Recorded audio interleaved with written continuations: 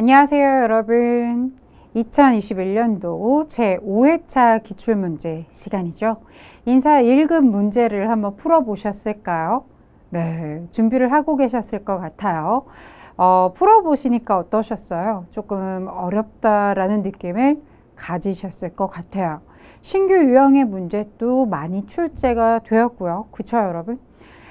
또 좀 시도죠. 새로운 시도의 문제들이 출제가 되었기 때문에 신규 유형의 문제는 매번 출제가 됩니다. 그런데 그 수가 약간 늘었어요. 그러다 보니 우리 학생들이 처음 접했을 때 조금 어렵다라고 여러분 아마 생각을 하셨을 것 같습니다. 어떤 부분에서 어떤 문제들로 그렇게 조금 이 부분은 난이도가 좀 있네 라고 생각이 들었을지 대충 여러분 어때요? 느낌이 오겠죠? 네, 맞아요. 문제를 봤을 때 이 문제에서는 어렵다라고 느끼셨을 수 있겠다. 자, 신규 문제이기 때문에 그렇고요. 자, 이번에 이렇게 문제를 풀어봤으니 우리가 시험에 대비가 될 수 있다라는 거죠. 그렇죠? 그래서 이 기출 문제를 보고 다음 시험을 준비하는 자들에게는 충분히 여러분 어때요? 학습이 되실 거예요. 그러니까 너무 걱정하지 않으셔도 되겠습니다. 자, 바로 시작해 볼게요. 자, 여기 하단에 뜨는 에듀 홈페이지로 들어가시면 이론 플러스 여러분 실무까지 보실 수가 있어요. 이론과 실무가 동시에 여러분 어때요? 점수가 나와야지만 합격을 하잖아요. 따라서 실무에서 아주 중요한 요소를 알아보실 수 있고 기출 DB뿐만 아니라 타 기출의 문제들도 여러분 확인을 해 보실 수가 있어요. 다운로드가 가능하니까 학습에 많이 도움을 받으실 수 있으실 겁니다. 다운로드 해보세요. 자, 바로 문제풀이를 들어가 보도록 할게요. 자, 다음 중 ERP 도입 시 구축 절차에 따른 방법에 대한 설명이다. 가장 적합한 것은? 하고 물어요. 자, 분석 단계에서는 패키지 기능과 투비 프로세스의 차이점을 분석한대요. 갭 차이 분석 했던 거 기억하십니까?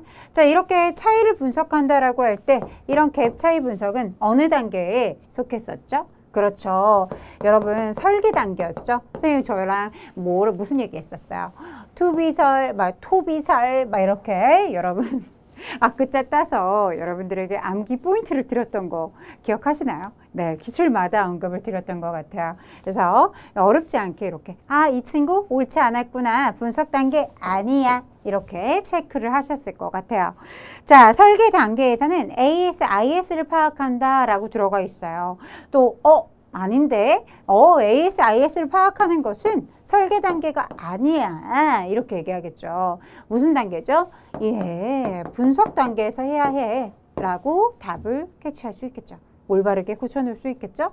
자, 구축 단계에서는 패키지를 설치하고 커스터마이징을 진행한다 라고 들어가 있어요. 자, 이게 구축 단계인가요? 아니요 라고 얘기하겠죠. 자, 어떤 단계인가요? 설계 단계입니다. 이렇게 바꿔놓으실 수 있으면 베스트예요.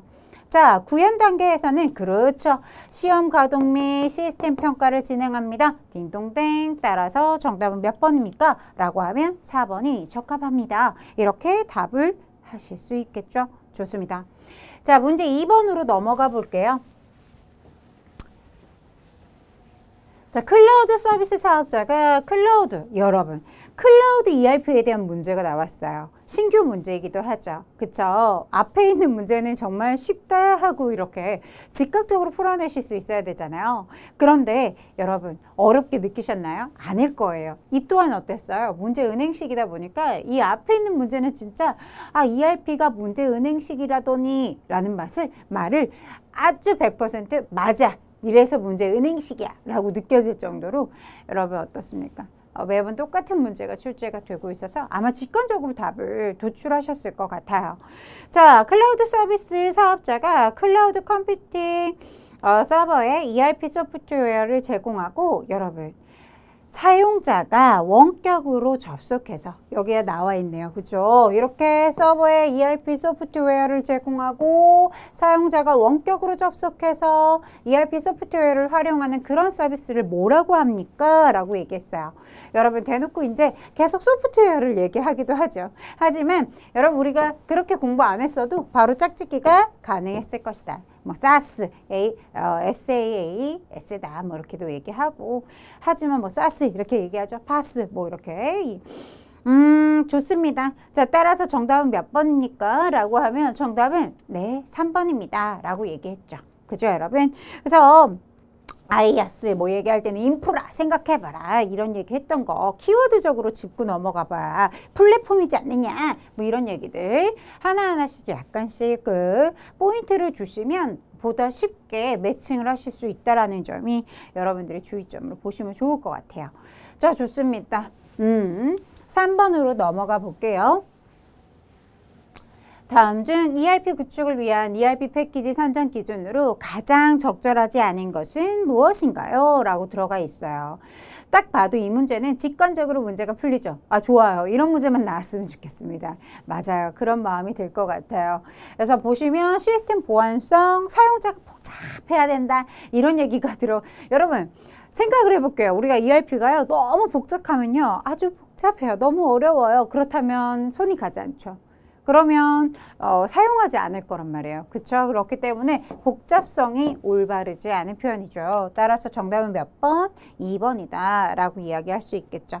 그렇죠? 나머지는 다 맞는 이야기. 그렇죠? 기업의 요구사항도 어느 정도 부합해야 한다. 이런 얘기 맞는 얘기잖아요. 그렇죠? 커스터마이징이 가능해야죠. 그렇죠? 그래서 이렇게 체크하실 수 있는 간단한 문제가 되겠습니다. 문제 4번으로 넘어가 보면 다음 중 ERP 구축 시 컨설턴트를 고용함으로써 얻는 장점으로 가장 적절하지 않은 것을 골라주세요 라고 들어가 있어요. 프로젝트 주도권이 컨설턴트에게 넘어갈 수 있는 게 장점일까요? 단점이겠죠. 그쵸 여러분? 따라서 이렇게 넘어갈 수 있다. 이것은 장점이 아니라 단점이고요. 나머지 보시면 아시겠지만 이 친구들은 장점에 대해서 이야기하고 있습니다. 그쵸? 네, 따라서 정답 몇 번? 네, 1번이 정답입니다. 라고 이야기하고 넘어오실 수 있어야겠죠. 자, 5번입니다. 다음 중 ERP 도입의 효과로 가장 적합하지 않은 것은 무엇인가요? 이렇게 들어가 있어요. 자, 불필요한 재고를 없애고 물류 비용을 절감할 수 있어요. 그래서 ERP 도입하려고 그래요. 이런 얘기가 되겠죠. 업무의 정확도를 증대시킬 것이고 업무 프로세스가 단축이 될 거예요. 불필요한 내용들을 없앨 거니까요. 그쵸? 의사결정의 신속성으로 정보 공유에 시간적 한계가 있다. 여러분 시간적인 한계가 있어요? 없죠. 그쵸 여러분? 따라서 정답은 몇 번? 3번입니다. 라고 얘기할 수 있는 문제고 이런 문제들은 사실상 여러분 어때요? 그쵸? 많이 풀어본 문제이기 때문에 어렵지 않게 답을 도출할 수 있었어요. 라는 얘기를 하실 수 있을 것입니다. 그쵸? 네, 좋아요. 이렇게 해서 5개의 문제, 약간 보너스의 그런 느낌으로 문제를 풀어보실 수 있었으면 좋겠어요. 계속 반복적으로 출제된 문제들이 거듭 반복돼서 출제가 되기 때문에 이 5문제는 여러분들이 내가 꼭 잡고 가야지 하나도 틀리지 않을 거야 라고 생각을 해주시면 좋겠는데요. 자, 그러려면 시험 전주, 일주일 정도 선생님은 생각을 해요. 일주일 전에 너무 미리 공부하지 아니하고 일주일 전에 여러분 이렇게 기출문제들 있잖아요. 우리 특강 문제 3강으로 들어가 있는 그 특강 듣고요. 그 다음에 뭐를 해준다? 그렇죠. 우리 교재에 수록된 문제들 플러스 그죠? 기출문제 앞부분에 꼭 이렇게 5문항씩 들어가 있는 것을 보실 수 있어요. 그러면 이걸 쭉 모아서 풀면 나도 모르게 봤던 거 또 보고 하니까 자연스럽게 어떻게 해요? 답을 되게 손쉽게 구할 수 있거든요. 이런 방법으로 학습을 해보시면 정말 왜 이런 얘기를 했는지를 알 수 있을 거예요. 미리 공부하면 다 날아가요. 네, 이렇게 좀 휘발성이 좀 강하달까?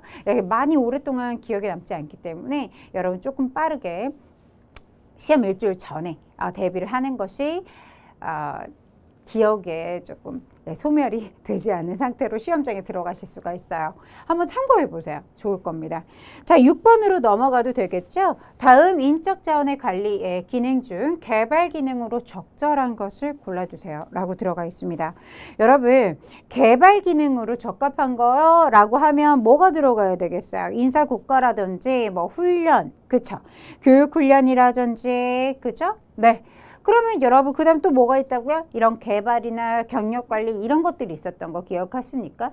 자, 그러면 답이 딱 눈에 보일 거예요. 답은 몇 번입니까? 라고 하면 네, 3번입니다. 라고 얘기할 수 있겠고요. 여러분 개발 기능 말고도 뭐가 있었어요? 확보 기능 하면 채용관리 이렇게 떠올라야 한다라고 이야기했던 거. 그렇죠. 그런 포인트만 기억해 두셔도 머리가 어지럽지 않게 답을 도출할 수 있겠죠. 그 다음에 뭐 유지 기능 하면 여기 나와 있는 것처럼 안전, 안건이요? 안전, 보건 이런 말이 들어가 있을 것이고 이런 모집 같은 것들은 확보 기능이잖아요. 그래서 결합되고 있는 모습을 보실 수가 있겠고요. 그렇구나 라는 것 정도. 뭐 복리후생이나 임금관리 같은 경우는 보상 기능이라고 여러분 이야기해 줘야 되겠죠. 그래서 기본적으로 이렇게 섞여져 있어서 여러분 조금 다시 한번 여러분 그 부분을 기능들을 다시 한번 살펴보시면 정리가 좀 될 것입니다. 자, 7번으로 넘어가 보면 다음 중 인적자원 계획에서 노동력 부족이에요. 여러분 노동력 부족에 대응의 전략을 물어봤습니다. 그쵸? 네. 자, 그런데 부족한데 여러분 1번 보니까 작업 분담제, 그죠? 그러니까 즉 작업 분담제라고 들어가 있는 게 뭐냐면 직무 공유제, 직무 분할제 뭐 같은 언어예요. 네, 그래서 이렇게 쓰이고 있고 그것은 어땠습니까? 우리가 어땠을 때? 부족했을 때가 아니죠. 어떤 경우에 과잉된 상태에서 그쵸? 그런 과잉 전략으로 쓰였던 것이었죠. 그쵸? 네, 다운사이징이요. 마찬가지로 어떻게 되어 있다? 과잉 상태다 라고 할 때 쓸 수 있었던 우리의 전략이다. 이렇게 보실 수 있겠고요. 아웃소싱, 그렇죠. 부족할 때 아웃소싱 맞는 얘기죠. 답은 그래서 몇 번? 3번이 답이 되겠고요. 조직 내에 여러분 직무를 재배치한다. 이것도 부족했을 때의 전략이 아니겠죠. 그죠? 과잉되었을 때 할 수 있었다. 이렇게 볼 수 있겠죠. 따라서 정답은 3번이 되겠습니다. 라고 이야기할 수 있겠고요. 자, 8번 문제. 여러분 어때요? 이 친구 자주 봤던 친구죠. 자, 다음 중 인적자원의 패러다임의 변화로 적절하지 않은 것. 그러니까 인적자원 관리가 어떻게 변화했는가에 대해서 이야기를 하고 있어요. 첫 번째, 연공 중심. 그렇죠. 뭐 학력이라든지 근속연수라든지 그런 것에서 어떻게 성과 중심으로 옮겨가고 있습니다. 맞는 이야기죠. 그렇죠, 여러분? 여러분 일반적인 통보가 많았죠. 많았어요. 그런데 지금은 어떻죠? 양방향, 쌍방향의 교류가 되게 중요하고 커뮤니케이션을 굉장히 중요하게 생각을 하고 있죠. 이렇게 변화하고 있습니다. 라고 얘기할 수 있겠고 수직 상하관계에서 수평적이죠. 그렇죠. 수평적인 상하관계로의 변화가 이루어지고 있고요. 자, 4번 성과 위주 보상에서 공평하고 여러분 획일적인 보상에서 성과주의로 바뀌어야 되는 거겠죠. 그쵸, 여러분? 바꿔놓으셔야 되겠습니다. 그죠? 네. 따라서 획일적인 보상에서 능력, 그 성과, 이런 것들을 보고, 그쵸? 판단을 하게 되는 그런 보상의 주의로 바뀐다라고 바꿔주셔야 되겠어요.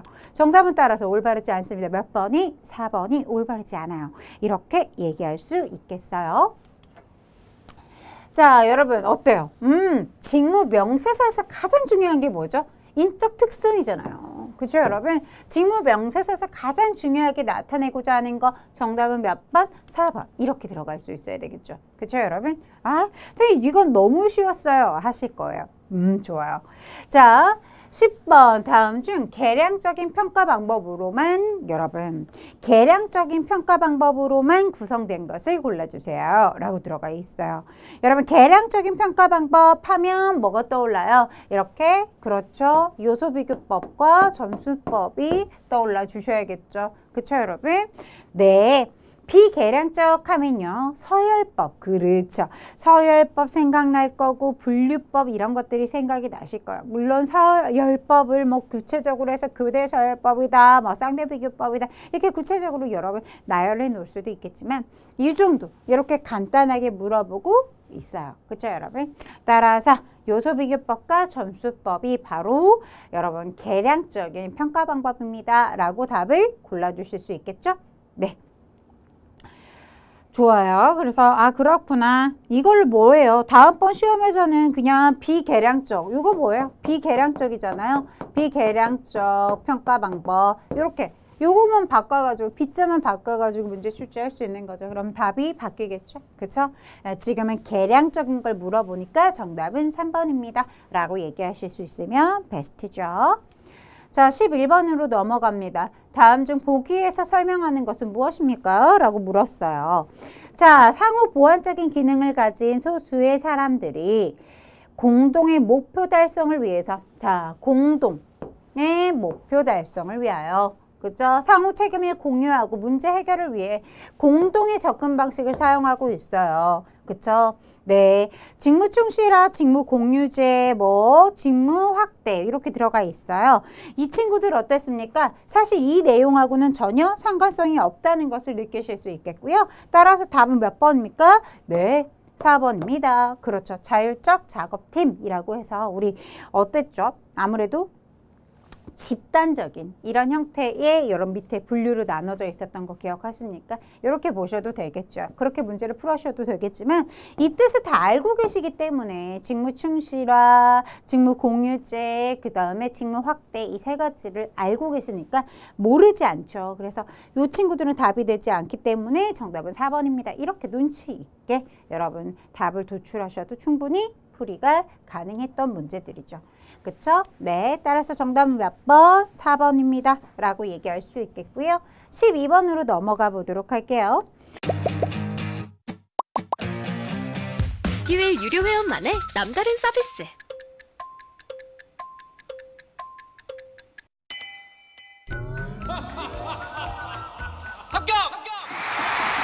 합격하고 돈도 받는 혜택. 오직 에듀윌 유료 회원에게만. 에듀윌. 다음 중 인력 계획에 여러분 산업공학적 이거 선생님이 다음 연도에는 아마 교재에 넣어야 할 것 같아요.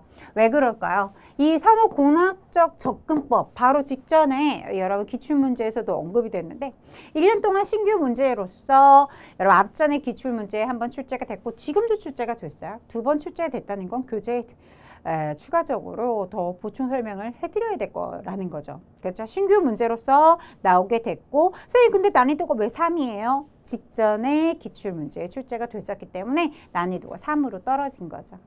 자, 여러분 산업공학적 접근법에 적절한 거라고 물어봤어요. 여러분 우리 앞전에서도 얘기했지만 산업공학적인 그 접근법에는 뭐뭐가 있었죠? 이렇게 작업 표본 그죠? 표본에 대한 그런 표본 기법이라든지 그죠? 지금 여기 나와 있는 시간 및 동작 연구라든지 그리고 하나 더 있다면 작업량을 분석한다든지 이런 것들이 산업공학적 접근법이라고 하죠. 그쵸? 그래서 요 내용 어떤 것들이 있었는지 직전 기출에서 언급했었기 때문에 그쵸? 아마 어렵지 않게끔 이렇게 답을 도출하셨을 거라고 생각이 듭니다. 답은 몇 번? 4번입니다. 라고 이야기할 수 있겠죠? 네. 그래서 이렇게 문제를 풀이해 주는 문제. 2021년도에 새롭게 출제되는 신규 문제로 아주 이제 낙점이 된 거죠. 그래서 앞으로도 계속적으로 나타날 수 있을까요? 라고 한다면 네. 또 출제될 수 있어요. 이렇게 보여진다라고 언급을 드리고 싶습니다. 자, 13번 다음 중 지원자들 가운데서 선발 과정을 거치지 않고 자, 이 문제도 여러분 어때요? 별이 무려 5개. 왜요? 신규 문제로 출제가 됐죠. 신규 문제로서 출제된 문제로서 여러분들이 조금 알아줘야 되는 문제가 될 것 같은 느낌이 있어요. 네.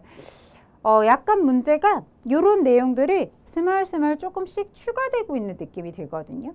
예, 앞에서 봤던 산업공학적인 그 기법들에 대해서 물어보는 문제들이 출제가 됐었기 때문에 이런 문제도 출제가 될 것 같은, 한 번 더 출제가 될 가능성이 있다고 보여지는 문제니까 여러분 체크 한번 해주세요. 신규 문제입니다. 신규 문제로서 또 나올 수 있겠냐라고 한다면 나올 수 있다라고 보여진다라는 거. 자, 좋습니다. 그래서 여러분 이렇게 지원자들 가운데 선발 과정을 거치지 않고 무작위로 선택하여 채용했을 때 일정 기간이 경과한 후 업무 수행에 성공적인 사람이 얼마나 있는지를 보여주는 비율을 뭐라고 합니까? 라고 하면 이것은 기초율에 대한 설명입니다. 기초율에 대한 설명이에요. 자, 다른 내용들을 한번 살펴보면 자, 산출률 같은 경우는 기업에서 되게 중요해요. 중요하게 생각이 되는 부분이고, 말로 표현하려니까 조금, 그죠? 뭐라고 해야 될까? 라고 한다면 이렇게 각각의 단계가 있을 거란 말이에요. 선발 단계들이 있을 건데 적정의 산출률이 산정이 돼야지 돼요. 그래서 그러다 보니까 되게 중요하다, 산출률은 사실. 그래서 그게 느낌이 뭐죠? 라고 한다면 이렇게 예를 들면 우리가 서류 전형에서 사람을 뽑는다. 그러면 한 100명이 지원했다. 그중에 50명을 뭐 했다? 합격을 하였다라고 하면 산출률은 어떻게 따집니까? 그죠? 산출률은 50%입니다. 이렇게 얘기할 수 있겠죠. 산출률은 50% 이렇게 이야기할 수 있겠다. 자, 선발이다. 선발률 같은 경우는 뭘 얘기하는 걸까요? 그쵸? 정말 최종 선발이 된 인원의 비율을 얘기하는 것이다. 뭐 어느 정도는 알고 계셨을 것 같아요. 이렇게 산출률, 뭐 선발률 이렇게 선발률 뭔지 약간 느낌을 알겠는데 말로 표현하려니까 라고 생각이 드셨을 것 같아서 만약에 언급이 된다면 이런 구체적인 예를 들어서 산출률을 얘기를 할 것이고, 또 선발률 같은 경우는 이런 식으로 선발된 그 최종 선발된 인원이 몇 명이다. 이런 언급이 들어가겠죠. 그쵸? 자, 수용률. 요게 이제 여러분 조금, 이게 뭘까? 라고 생각을 하셨을 수도 있을 것 같아요. 그래서, 뭐냐. 최종 합격자 중에서 이렇게 의사가 나오잖아요. 입사 제의 같은 걸 하잖아요, 회사가. 그랬을 때 이거를 받아들이고 입사를 한 그 비율을 얘기하는 것이다. 이렇게 보시면 되겠습니다. 이해가 될까요? 좋습니다. 그래서 이렇게 각각에 대한 설명들을 조금 살펴보았고요. 기초율은 앞에서 언급을 했기 때문에 여러분 추가적으로 언급하지 않았어요. 됐나요? 이렇게 한번 체크를 해보는 시간을 가져보고, 다음번 시험에도 언급이 된다라고 한다면 그쵸? 어떻게 또 다른 문제를 낼 수 있을까에 대한 언급까지 언급했어요. 그렇죠? 그러니까 충분히 보충이 되셨을 거라고 생각이 듭니다. 자, 14번. 다음 보기에서 설명하는 것은 무엇인가요? 라고 얘기를 했어요. 자, 직무 분석에 의하여 작성된 직무 기술서, 직무 명세서를 기초로 기업이나 기타 조직에 있어서 각 직무의 중요성, 곤란도, 위험도 등 타 직무와 비교해서, 여러분 여기에서 포인트가 나왔어요. 직무의 상대적 가치를 비교 분석하는 방법입니다. 이런 걸 뭐라고 하죠? 직무 평가라고 하죠. 그쵸, 여러분? 네. 자, 15번으로 넘어가도 되겠죠? 인사고과의 원칙이다. 적절하지 않은 것을 고르시오. 여러분, 객관성을 그렇죠. 갖춰야죠. 객관적이어야 되죠. 인사고과 객관적이어야 됩니다. 여러분, 평가 소급이요? 여러분, 이 앞전에 평가했던 것을 거슬러 올라갑니까? 소급이 거슬러 올라가다의 뜻이라고 했어요. 그쵸, 여러분? 여러분, 평가를 소급하면 되겠어요? 안 되겠죠. 그래서 아니 불자가 여기 앞에 붙어 있어야 돼요. 평가 불소급에 대한 원칙이다. 이렇게 들어가 있어야 됩니다. 따라서 틀렸죠? 몇 번이? 2번이 틀렸다. 추측하면 안 되고요. 오차 경향이 어떻게 해야 되겠어요? 최대한 줄이려고, 배제하려고 해야 되겠죠. 따라서 정답은 몇 번밖에 없어요? 2번밖에 없습니다. 라고 얘기하실 수 있어요. 자, 다음. 인사고과평가에 대한 오류 중에 타인에 대한 평가가 여러분, 타인에 대한 평가가 어떻다? 그가 속한 사회적 집단의 그 자각을 기초로 해서 이루어지는 것이다. 그죠? 그래서 이런 얘기 했었잖아요. 그 무리에 있었어? 그 집단에 있었다면 그 사람도 그럴 것이야. 이렇게 얘기할 수 있다라는 거죠. 그런 걸 뭐라고 하죠, 우리가? 그렇죠. 답은 그래요. 상동적 태도. 이렇게 공부했던 거 기억하실 거예요. 그죠, 여러분? 다른 친구들 정말 현혹후과, 대비오류 다 나왔던 언급됐던 문제들이에요. 따라서 당연히 이 상독적 태도 빼고 나머지도 당연히 여러분 뜻을 기억하고 계셔야 되고 나 조금 아리송한데 라고 한다면 보충까지 이어져야 되겠죠. 네. 자, 17번입니다. 다음 보기에서 설명하는 학습의 원리의 용어는 하고 물어요. 자, 좋습니다. 여기에서 포인트는 어디에다 밑줄을 쳐드릴 것 같아요? 그쵸? 보시면 훈련 및 개발 그 프로그램의 유용성을 평가할 때 우선적으로 고려되는 사항은 네, 여기서부터 이제 중요한 거죠. 자, 훈련에서 학습된 행위가 실제 직무에 적용될 수 있는가 하는 점이다. 그쵸? 요게 이제 중요한 포인트가 됩니다. 내가 진짜 배웠던 게, 그쵸? 실무 나가서도 적용할 수 있어? 라고 얘기하는 거죠. 이런 걸 옮겨간다. 전이라고 얘기하죠. 따라서 답이 될 수 있는 거, 학습의 전이가 정답이 되어야겠죠. 그쵸? 네. 그래서 이렇게 진짜로 내가 배운 거 진짜 직무에 써먹을 수 있을까? 이렇게 생각해 보면서 이것을 무엇을 얘기한다? 학습의 전이가 이루어졌는가? 요것이다. 라고 얘기할 수 있겠습니다. 자, 18번으로 넘어가면 요것 또한 마찬가지로 기준점을 좀 달리 줬어요. 뭐라고 줬냐면 이렇게 여러 가지 교육훈련 방법이 촤라락 진짜 책에 촤라락 있었어요. 왜냐? 여태까지는 교육훈련 방법을 이것이 무엇이게? 라고 이런 형태로 출제가 되었었죠. 근데 이번에는 아예 방향성을 틀었어요. 그래서 조금 난이도가 높죠. 조금이 아니에요. 난이도가 높습니다. 왜 그럴까요? 이렇게 분류를 다르게 놓고 있기 때문이에요. 어떻게 나누어서 지식, 그죠? 직무 지식 능력을 향상시키기 위한 교육훈련. 또 여기에서 의사결정 능력을 향상시키기 위한 교육훈련. 이렇게 나눠놓고 있다라는 것이에요. 그쵸, 여러분? 또 하나, 또 뭐가 있었어요, 여러분? 인간관계 능력을 향상시키는. 이렇게 세 가지로 분류하고 있습니다. 이 분류점을요, 되게 그 문제풀이 및 계산식해서 옆에 해답에, 정답에 풀이 형식으로 많이 풀어놨잖아요. 그 이유가 뭐겠어요? 그렇게 세세하게 구체적으로 나누는 이유는 딱 하나, 신규 유형이기 때문에 앞으로 이 문제를 출제할 거예요 라는 것을 넌지시 이야기하는 것과 동일하죠. 그래서 이렇게 이제 교육훈련 방법을 공부할 때 뭐까지 고려해야 되겠구나. 의사결정, 그렇죠? 직무 지식 능력을 향상시키기 위한 교육훈련, 그렇죠? 그 다음 또 하나 뭐요? 인간관계의 능력 향상. 이렇게 그 목적을 두고 있는 목적하에 훈련을 나누어서 배치해야 되겠구나. 그쵸? 네, 그렇게 여러분 공부를 좀 해주셔야 되겠어요. 그래서 여기 지금 나와 있는 이인바스켓법이라고 들어가 있죠. 이인바스켓법이랑 비즈니스 게임이라든지 이런 친구들은 무엇에 대한 이야기입니까? 라고 하면 의사결정의 능력을 향상시키기 위함입니다. 라고 얘기할 수 있겠고요. 자, 여기 나와 있는 행동모델법하고 교류분석법은 무엇을 얘기합니까? 라고 하면 이 친구들은 인간관계를 여러분 어떻게 하겠다? 향상시키는 그런 교육의 훈련 방법입니다. 라고 이야기할 수 있다라는 거죠. 그쵸, 여러분? 네. 자, 그 다음에 여기 지금 청년중역회의법이라는 게 들어가 있어요. 여러분 요즘에 이렇게 MZ세대라고 얘기 많이 하잖아요. MZ세대의 그쵸, 모 대기업이죠. P로 시작하는 그 기업이 요 청년중역회의법을 도입을 해서 좀 뭐랄까 이 우리 회사에서 여러분 조금 청년인데 젊은 이들을 이야기하는 거예요. 이들 중에 이사진들, 그러니까 중역으로 보겠다라는 거죠. 그들을 임명해서 그쵸? 배워나가겠다라는 거예요. 사실 감각을 놓치지 않겠다라는 거에서 비롯되었거든요. 그래서 이 젊은이들의 그 감각을 좀 배우겠다. 역으로. 그렇죠? 이런 느낌으로 사실은 이 청년중역회의법이 이루어지고 있는 것입니다.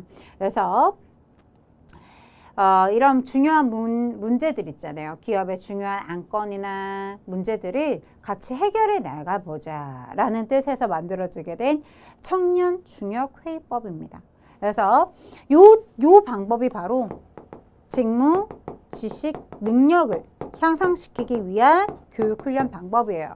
그래서 아마 이 문제 찍어서 풀이하시는 분들이 굉장히 많으셨을 거예요. 네, 이유가 있겠죠. 그쵸? 왜 그렇다? 신규 유형의 문제이기 때문에 이렇게 분류를 그쵸? 이 교육훈련의 방법에 분류를 이렇게 세세하게 다시 한번 구체적으로 나눌 거라고는 생각 못했죠. 그죠, 여러분?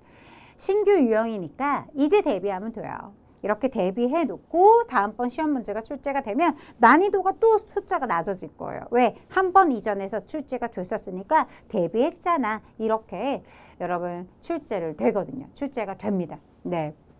그래서 이렇게 대비를 해주시면 다음번 시험 문제에서는 어렵지 않게 똑같은 문제가 나온다라면 더 쉽게 답을 도출할 수 있을 것입니다. 그래서 이렇게 구분을 지어 놓으세요. 이렇게. 네. 그래서 청년 중역 회의법, 뭐 대역법 이런 거 있죠? 이런 대역법 같은 것들이 바로 직무, 지식, 능력이다. 그 능력을 향상시키기 위한 교육훈련 방법이다. 라고 이야기할 수 있겠습니다. 네. 이렇게 나누어서 이제 어떤 것을 향상시키기 위한 것인지를 구분지어 놓는 그런 방법으로 응용의 문제들이 출제가 되고 있으니까요. 아, 그렇구나. 내가 조금 더 유심히 봐줘야겠구나. 이렇게 생각을 해주시면 좋겠습니다. 자, 19번 문제입니다. 여러분, 교육훈련 평가 방법 중 4단계, 그죠? 4단계 있었어요. 네, 이것 중에 결과평가에 대한 설명으로 적절한 거 골라주래요. 적절한 거 한번 골라보도록 하겠습니다. 자, 이렇게 여러분, 교육훈련 참가자들의 교육훈련 프로그램에 대한 느낌이나 만족도를 측정하는 것을 무엇이라고 하죠? 1단계죠. 무슨 평가? 반응평가에 대한 이야기합니다. 그렇죠? 교육훈련 도중이나 교육훈련이 끝난 후에 여러분 습득한 기능이나 지식의 정도를 시험이나 실습 또는 시뮬레이션을 측정하는 것이다. 이렇게 들어가 있어요. 자, 그 다음에 이건 무엇입니까? 이런 시뮬레이션 같은 거 측정하고 그쵸? 네. 습득한 기능이 어느 정도 되는지 어느 정도 향상이 됐는지 학습평가를 해보는 거죠. 그쵸? 네. 그 다음에 또 뭐가 있죠? 여러분, 주로 비용과 편익을 분석해서 구체적 수치를 활용하여 교육훈련을 통해 조직의 효과성, 증감의 정도를 파악한다. 이게 바로 여러분 뭐예요? 결과평가네요. 그쵸? 자, 그 다음에 여러분 무엇이죠? 훈련이 종료가 되었습니다. 즉 이렇게 교육훈련 프로그램을 마쳤어요. 그 다음에 훈련 결과가 훈련 참가자들의 직무 행동에 얼마나 전이가 되었는가를 측정하는 것이다. 이런 건 뭐라고 합니까? 행동평가라고 하죠. 그렇죠? 네, 그렇구나 라는 것을 이야기한다. 자, 좋습니다. 따라서 이렇게 좀 나누어서 봐봤어요. 여기는 뭐였죠? 아까 안 써드렸나요? 학습평가. 이렇게 나누어서 써드렸어요.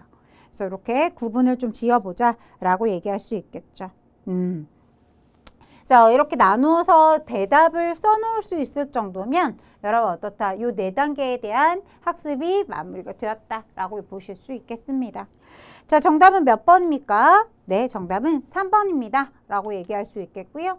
자, 20번. 교육훈련 방법의 하나로 여러분, 신입교육 대상자들과 고참 사원들의 개별적으로 관계를 맺어주고 그들이 서로 개인적인 교류를 가지면서 그 다음 훈련뿐만 아니라 또 뭐 한다는 거죠? 회사 내에서 잘 적응할 수 있고 대처할 수 있게끔 만들어주는 그런 교육 방법을 뭐라고 하죠? 우리가 멘토 시스템, 멘토 이렇게만 쓰셔도 되고요. 멘토 시스템 이렇게 써주셔도 되겠습니다. 그래서 멘토링, 멘토 시스템 이렇게 두 기억을 해두시면 되겠죠. 그죠? 에듀윌 유료 회원만의 특별한 서비스.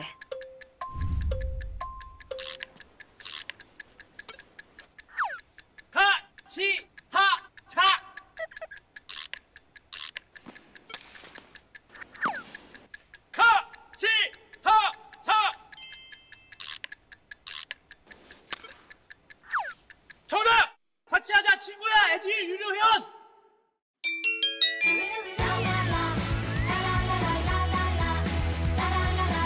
하고 소개하고 현금 받는 혜택. 오직 에듀윌 유료 회원에게만. 에듀윌. 자, 좋습니다. 21번으로 넘어가 보겠습니다. 다음 중 임금 관련 설명으로 적절한 것을 골라주세요 라고 들어가 있어요. 자, 기본금과 여러분 직무수당, 직책수당, 이런 직책수당은 기준 내 임금이 아니죠. 그쵸? 네, 기업의 임금 수준은 기업의 규모, 근로자의 생계비, 사회적 임금 수준에 의해서 결정이 돼요. 기업의 규모가 아니라 지급을 할 수 있는가? 요거죠. 그쵸, 여러분? 네. 그러니까 지급을 할 수 있을 정도여야 된다. 지불을 할 수 있는가? 지급해 줄 수 있는 능력치를 보겠다.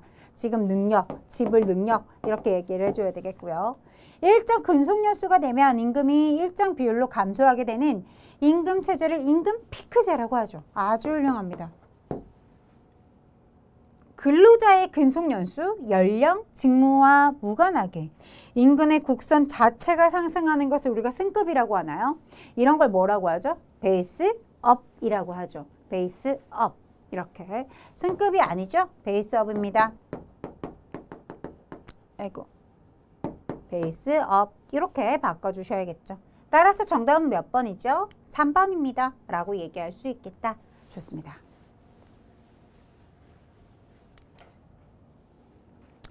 자, 22번입니다. 다음 중 임금체계의 결정 기준으로 그 연결이 적절한 것을 골라주세요. 이렇게 들어가 있어요. 여러분, 필요가치 기준이라고 들어가 있어요. 이런 건 뭐였었어요, 여러분? 연봉급에 대한 이야기였죠. 그쵸? 직무수행 능력 기준, 직능급, 딩동댕 맞아떨어지죠. 답이 올바른 거 2번이네요. 그쵸? 결과 가치를 따진다. 그 결과를 따진다라고 하니까 연봉급보다는 성과급이 적합하죠. 그쵸, 여러분? 네. 자, 그 다음 직무가치 기준이라고 들어가 있어요. 직무가치를 따진다. 그러니까 이 친구 성과급 아니고 직무급 이렇게 들어가 있어야 올바른 표현이겠죠. 그쵸, 여러분? 좋습니다. 따라서 정답은 몇 번이에요? 정답은 2번. 이렇게 이야기할 수 있겠죠? 좋아요. 자, 23번입니다. 자, 다음 장 근로자 측의 여러 복리후생의 효과로 적절한 거, 이런 거 근로자 측입니다. 따라서 답은 몇 번이 되겠어요? 1번이죠. 복지에 대한 인식이 깊어진다. 그렇죠? 이것들은 여러분 보시면 아시겠지만 생산직이래요. 생산성이 향상, 원가 절감의 기능, 뭐 기업의 이미지 개선, 인간관계 개선. 이건 다 어떻습니까? 기업 측이죠. 기업 측에 대한 효과다라고 얘기할 수 있겠죠. 그렇죠, 여러분? 그래서 기업 측, 뭐 사용자 측 이런 말표현으로 시험 문제가 출제가 됩니다. 뭐 기업 측, 사용자 측 뭐 이렇게 표현을 해요. 그래서 기억을 해두시면 되겠고. 자, 24번으로 넘어가 보면 여러분 어때요? 실업급여 수급 대상자 물어봤어요. 그쵸, 여러분? 따라서 정답은 몇 번입니까? 2번입니다. 라고 할 수 있는데요. 조금 뭐 구체적으로 파고들면 안 돼요. 왜냐면 왜 이런 거 있잖아요. 자발적으로 사직했어요. 그런데 있잖아요. 그 외에 인정되는 열거되는 몇 가지가 더 있잖아요. 이런 식으로 문제를 풀게 되면 안 돼요. 네. 그러니까 직관적으로 그냥 기본, 베이직한 것을 물어보는 것이니까 정답은 2번이 되는 것이죠. 그렇죠? 그래서 더 구체적으로 파고들면 뭐 예외까지 거론을 하고 그러시면 안 되는 문제입니다. 그래서 직관적으로 봤을 때 정답이 몇 번입니까? 라고 하면 2번입니다. 라고 얘기할 수 있어야 돼요. 왜냐하면 막 이렇게 파고들면 예외 조항들이 있잖아요. 예외 조항까지 가지고 오시면 답이 그러면 안 되겠죠. 답이 2번 말고 막 엄한 데로 갈 수 있어요. 그래서 기본적인 것을 물어봤다. 일정 그냥 기본 요건만 물어본 것이다. 라고 보시고 답을 선택해 주셔야 돼요. 자, 25번입니다. 다음 근로소득 중에 소득세법상 비과세 대상이 아닌 것을 물어보네요. 자, 일단 비과세 대상이 아닌 거. 자, 이렇게 실업급여 비과세 대상이죠? 맞아요. 모든 직원, 여러분 모든 직원에게, 임직원에게 지급돼 20만 원의 자가 여러분 옳지 않아요. 모든 일하니요. 요건이 있었어요. 20만 원의 자가운전 보조금을 여러분 비과세로 여러분 요건을 충족하려면 일단 자차여야 돼요. 자기 소유의 차량일 거, 기업에 사용 소비했을 것, 그쵸? 그리고 그 금액을 실제로 여러분 지급받지 않았을 걸. 이런 요건들을 갖추고 있었단 말이에요. 그쵸, 여러분? 이런 요건들이 있어야 된다. 그러니까 내 차를, 나의 차, 우리 회사 차 말고요. 본인 차를 업무에 사용했다. 그리고 나서 그 돈을 그때 받았다. 그러면 안 되는 거예요. 그럼 비과세 인정 못 해요. 그쵸? 그래서 이렇게 이런 경우에 뭐다? 비과세 적용해 줍니다. 20만 원까지 비과세 적용해 주죠. 그쵸? 근데 여러분 모든 임직원에게 들어가 있기 때문에 이 친구들은 여러분 비과세가 안 되는 거예요. 앞서서 제가 얘기했던 요건들을 충족했을 때 비과세. 지금은 요건을 충족 안 하고 모든 사람에게 내가 널리 20만 원 비과세 해줄게. 그 뜻이니까 올바르지 않은 표현이죠. 정답은 그래서 2번이 되는 거고요. 여러분 어땠습니까? 이렇게 240만 원 이하의 금액, 연장 야간 240만 원 이하의 금액, 그 다음에 식사 또는 음식물 제공받지 않았대요. 이런 자들이 받는 10만 원까지의 식사 대금, 금액 얘기하는 거죠. 이 금액까지는 뭐 하지 않겠다? 과세하지 않겠다라고 했었던 비과세 조항들이었어요. 그렇죠? 답은 따라서 2번이 옳지 않았습니다. 라고 이야기하실 수 있겠죠. 자, 26번입니다. 퇴직급여의 지급을 위해서 회사가 부담해야 하는 부담금 수준이 사전에 결정이 돼요. 퇴직연금으로 근로자의 그 적립 운용에 대한 책임을 누가 짓는데요? 회사가 아니에요. 본인이 짓고 있대요. 반짝반짝 중요하죠, 여기가. 그렇죠? 회사가 지냐 본인이 지냐 이렇게 두 가지로 나뉘었었잖아요. 확정 기여형이냐 확정 급여형이냐. 회사가 짓는다. 책임을 누가? 책임을 회사한테 있다. 책임이 회사한테 있다 라고 하면 확정 급여형이겠죠. 그런데 그 책임 누구한테 있대요, 여러분? 그래요. 본인이 책임지는 거래요. 그쵸? 본인이 책임지는 거니까 확정 기여형. 이렇게 얘기를 해줘야 되겠죠. 따라서 정답은 몇 번? 그렇죠. 몇 번이라고 얘기하면 안 되겠네요. 이렇게 확정 기여형 DC. 이렇게 DC까지 안 쓰셔도 돼요. DC로 써도 맞게 해줬다라는 거죠. 확정 기여형 이렇게 써주시면 베스트죠. 왜요? 한글로 써줘라. 이렇게 얘기했기 때문에. 그쵸? 네. 자, 27번으로 넘어가 볼게요.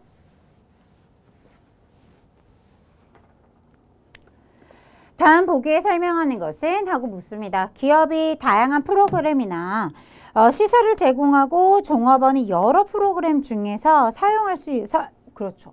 선택해서 사용할 수 있을, 그렇죠. 선택해서 사용할 수 있다. 다양한 프로그램을 제공하면 누가? 종업원이 속속속속 내가, 그렇죠. 그걸 뭐라고 했었죠? 카페테리아식, 그렇죠. 복리후생. 그렇죠. 그래서 요거 어땠어요? 우리 왜 주간식 특강도 했었잖아요. 그쵸, 여러분? 주간식 특강 했을 때 어땠어요? 굉장히 많이 출제가 된다는 것을 그때 우리 또 명확히 그렇죠. 보고 오셨었던 것 같아요. 그렇죠. 그렇기 때문에 어렵지 않게 이렇게 대비가 다 되셨을 거라고 생각이 듭니다. 똑같죠. 어떻게 이렇게 매번 똑같이 나오지? 라고 할 정도로 약간 너무 그렇죠. 출제가 똑같이 되고 있어요. 자, 다음 중 근로 유형에 대한 특징으로 적절하게 연결되지 않은 것을 골라주세요. 라고 들어가 있습니다. 자, 원격 근무제.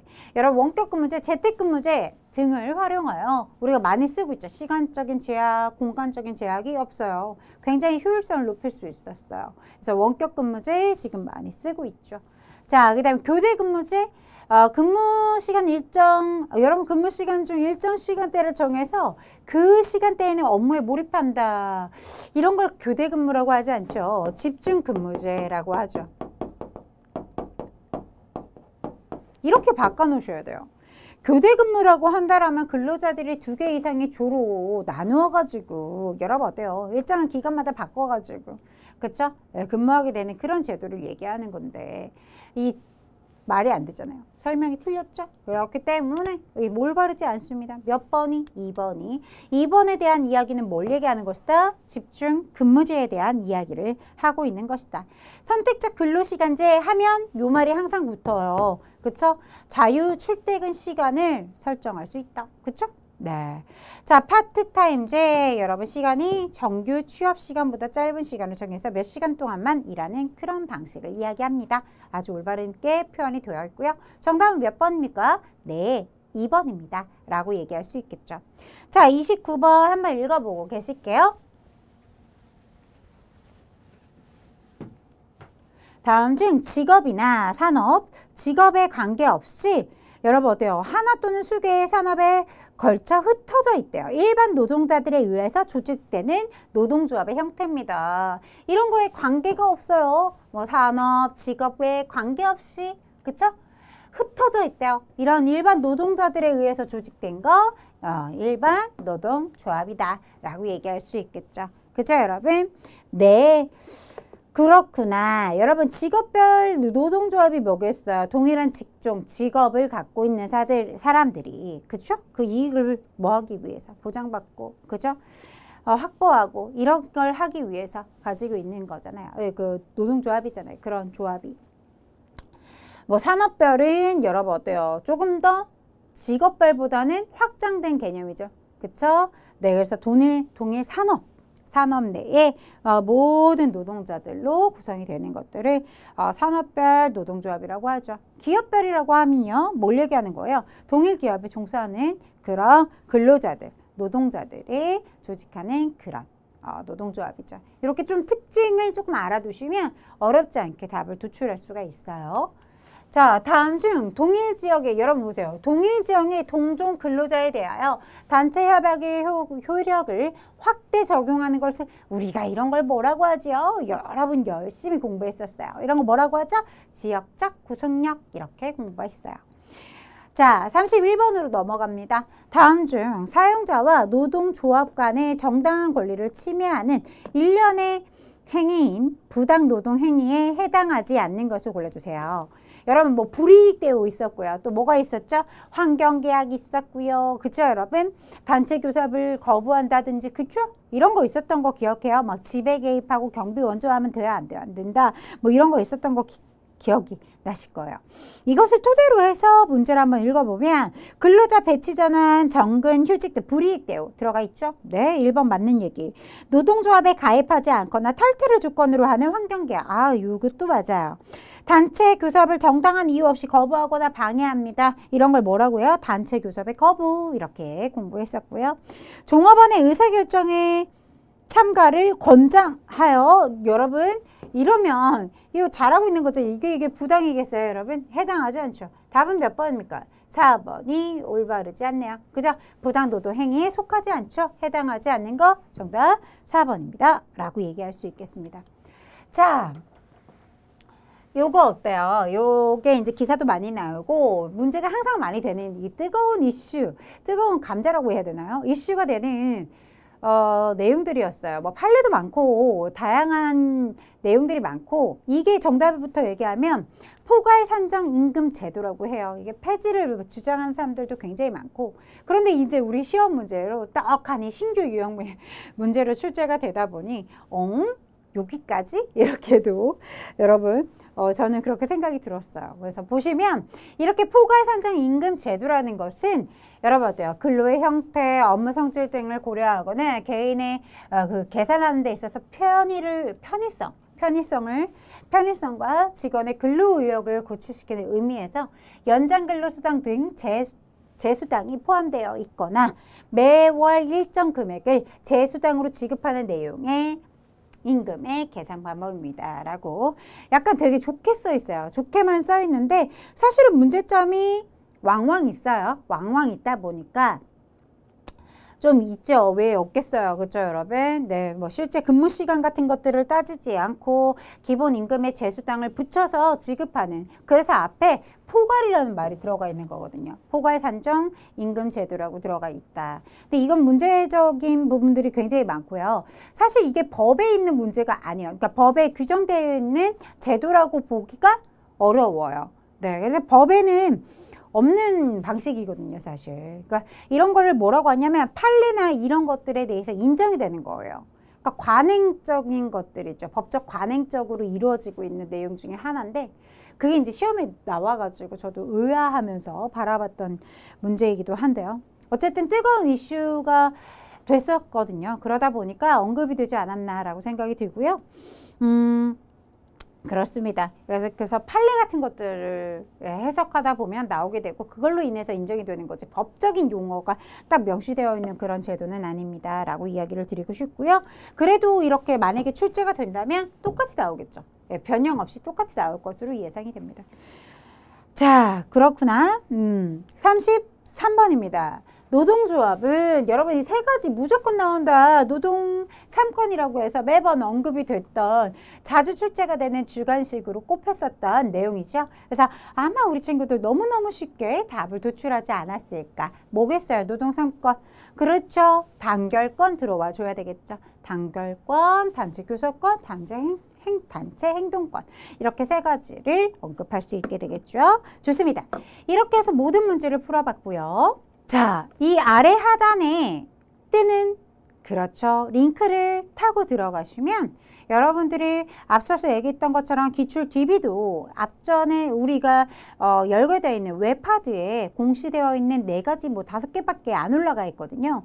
그런데 조금 더 많은 문제를 풀어보실 수도 있고요. 다운로드가 용이하다는 점이죠. 그리고 기출 문제를 조금 더 풍성하게 풀어보실 수가 있으실 거예요. 그리고 자, 이론만 보시는 게 아니라 실무도 시험을 보셔야 하기 때문에 실무 풀이도 함께 제공이 되고 있으니까요. 아래 링크 타고 가셔서 여러분 공부 한번 해보시고요. 학습에 도움받으시기 바라겠어요. 자, 이렇게 해서 모든 문제를 풀어봤습니다. 자, 이렇게 해서 마무리 한번 해보도록 할게요. 자, 여러분 시험은 항상 그렇죠.